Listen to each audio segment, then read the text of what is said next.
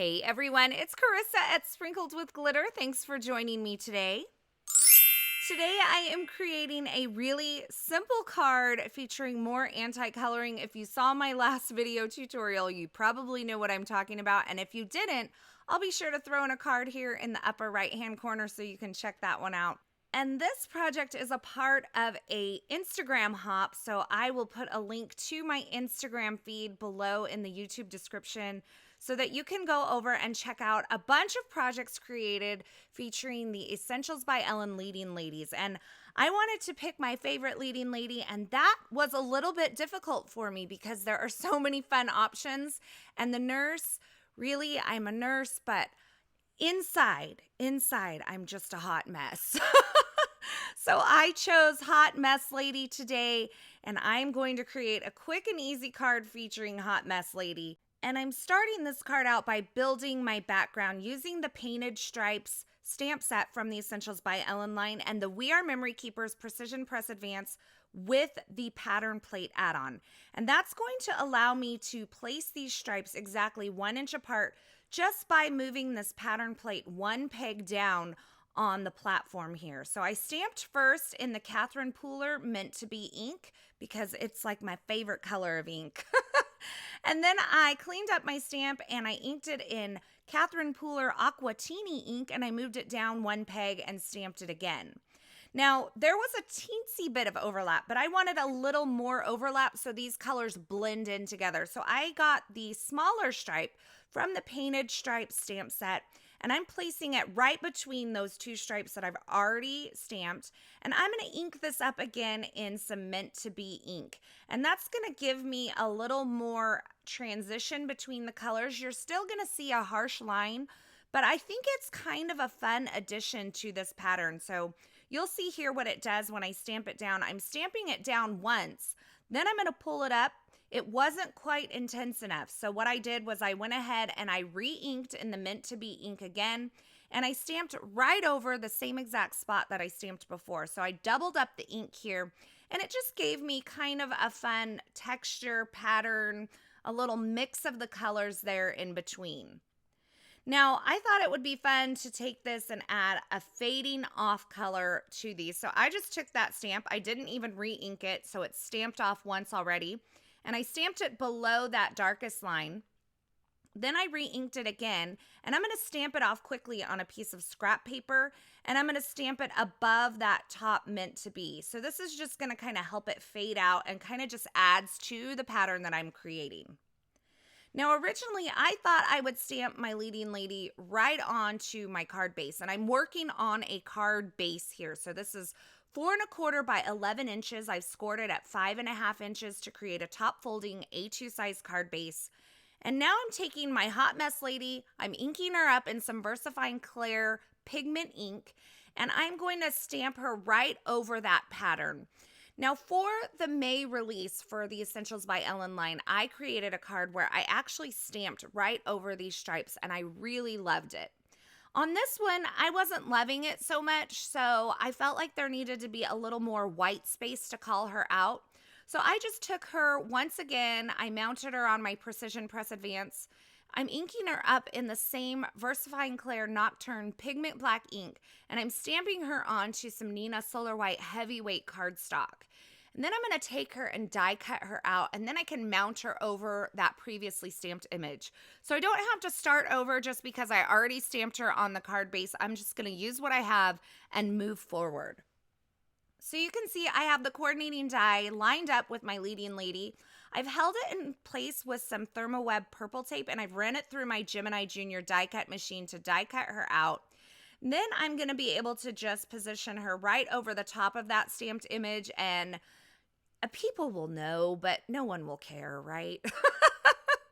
So I'm just going to roll with it, people. Sometimes I mess up and you just got to go with it, right? I don't want to start over. I don't have time for that. In fact, when I created this card, I was still kind of in my pajamas, which is very unusual for me.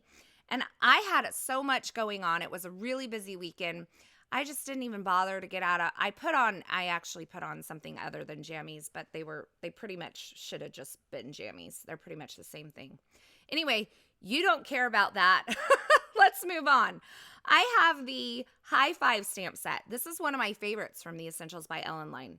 And I'm inking up that speech bubble in Meant to Be ink, and I'm stamping it onto the leftover scrap of cardstock that I have here from my leading lady. But I stamped it off once before I stamped it onto my paper. And then I'm going to take the heart from that same High Five stamp. I'm going to ink it up in Catherine Pooler Coral Cabana ink and stamp it along the bottom as well. And then I'm going to take both of these shapes, line up the coordinating dies, and I'm going to die cut them. Now, this is kind of a combination of two cards that I created for the Essentials by Ellen May release. One of them I had stamped directly over the stripe background that I created. It was like a mint and coral colored stripe.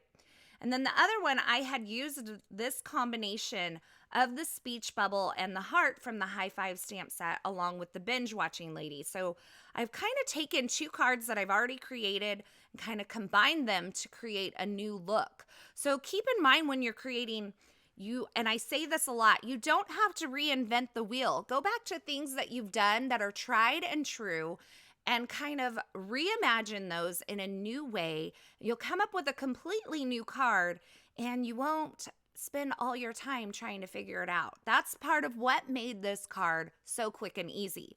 The other part that made this card really quick and easy was I decided not to color my leading lady.